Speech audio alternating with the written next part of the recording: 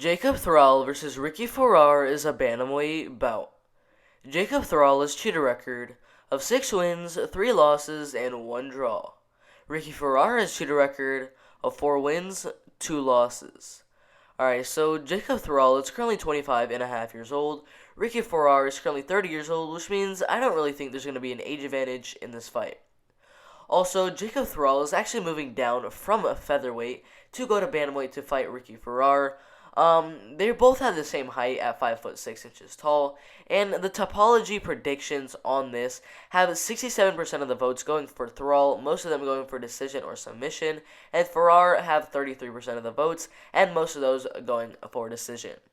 Alright, so Jacob Thrall had a pretty good amateur career as he ended up winning his first 3 fights all by first round KO, followed by a second round KO, 2 more first round KOs, a second round KO, and then that's when he ended up fighting Steven Nguyen, where he actually ended up getting his first loss by unanimous decision. After that first loss in his amateur career, he came back with a second round rear naked choke submission and a split decision win over Todd Berry, but in his next fight against Alan Olivas, he ended up losing by split decision.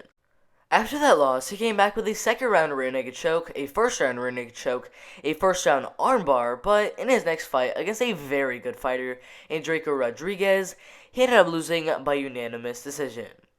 After that loss, he came back with a unanimous decision win of his own, and that's actually where he became a pro, where he ended up getting a first round KO, but in his second ever pro MMA bout against Tevin Lasky, he ended up getting his first ever pro MMA loss by unanimous decision. After that loss, he joined Shamrock FC, where he ended up getting a third round rear naked choke submission, followed by a second round rear naked choke submission, but that's when he ended up fighting Johnny Marigo, where he ended up getting a draw. After that draw, he came back with a first round KO over Dylan Tolbert in just 9 seconds, but in his next fight against Cortavius Romualdez, he ended up losing by unanimous decision. After that loss, he came back with a first round guillotine choke, and that's where he was invited into the LFA, where he ended up getting a first round guillotine choke over Eric Ellington, but in his next fight against Leandro Gomez, ended up getting his first loss in the LFA by unanimous decision. Alright, now let's take a look at his opponent, Ricky Furar. Alright, so Ricky Furar started off his amateur career with 5 straight wins, but in his next fight ended up getting his first amateur loss by unanimous decision. After that first loss, came back with 4 straight wins, and then came back with a third round rear naked choke submission, and a very close split decision win over Philip Halverson. After those wins, he ended up fighting Carlos Garnett Jr., who he ended up losing to by split decision. After that loss, he came back with a second round rear naked choke win over Ricky Bell, but in his next fight against Bradley Glover, ended up losing by unanimous decision.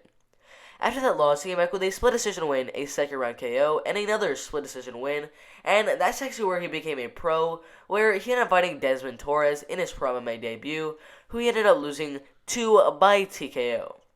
After that loss, he came back with a unanimous decision win and another unanimous decision win inside of Bellator, followed by a KO win and a second round TKO win from Dr. Stoppage from an eye cut inside of Bellator, and that is when he ended up joining the LFA, where he ended up losing a fight by second round leg kick KO against Kyle Estrada.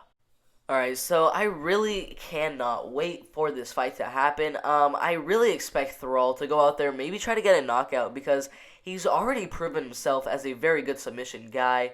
I just really want to see him go out there, try to get a knockout in this fight, maybe improve on his striking game a little bit. But if the striking is not working in this fight, I just expect them to take Furar down and go for submission after submission.